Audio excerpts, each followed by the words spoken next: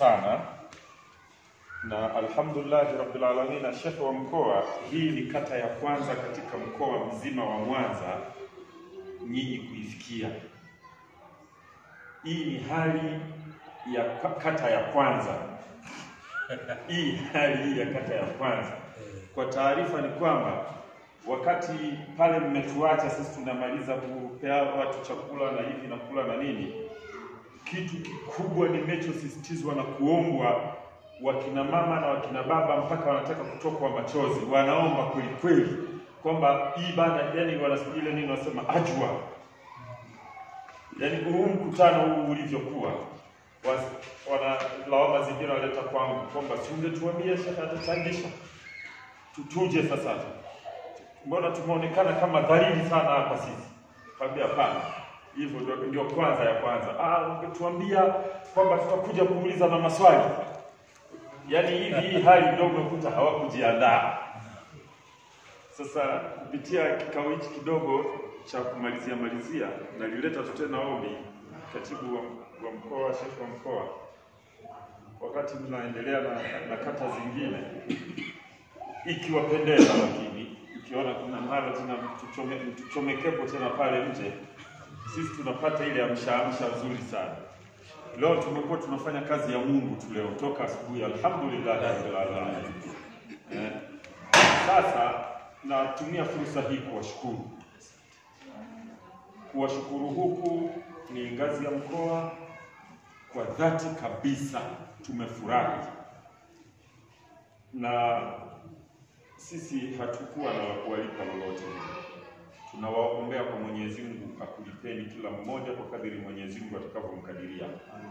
Lakini pia tunamuomba Mwenyezi Mungu kulipwa kwenu na sisi tusipunguziwe kwenye zile zetu zibaki vile na nyinyi awalipe kadiri atakavyokulipeni.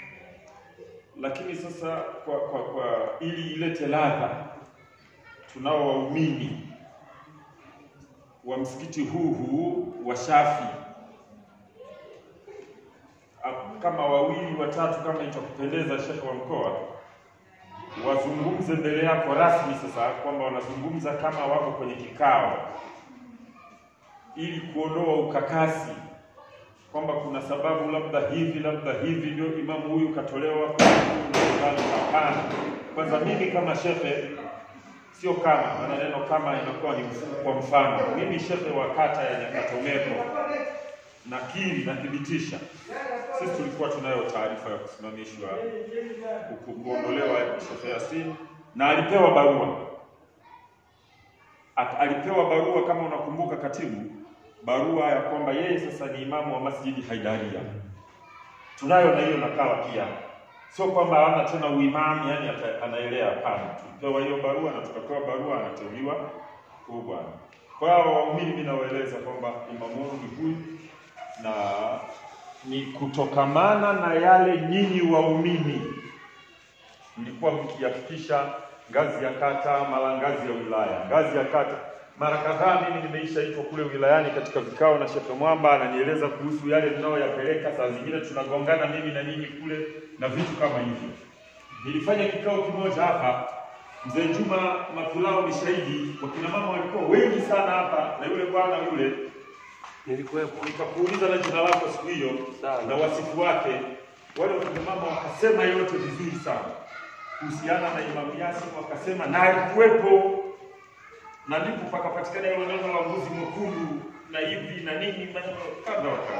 Sasa naomba kwanza aanze yule aeleze mbele yako shekhe yale yaliyowafika rohoni kuhusu huyo, alafu atakuja mtu wa pili na watatu, tusome dua tusambae inshallah. Amin.